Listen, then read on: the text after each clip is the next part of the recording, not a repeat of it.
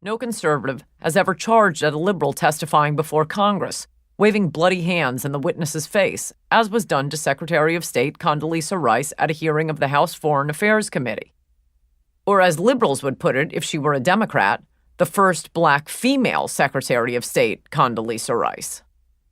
No conservative has ever sneaked into a Democratic National Convention and heckled the speakers.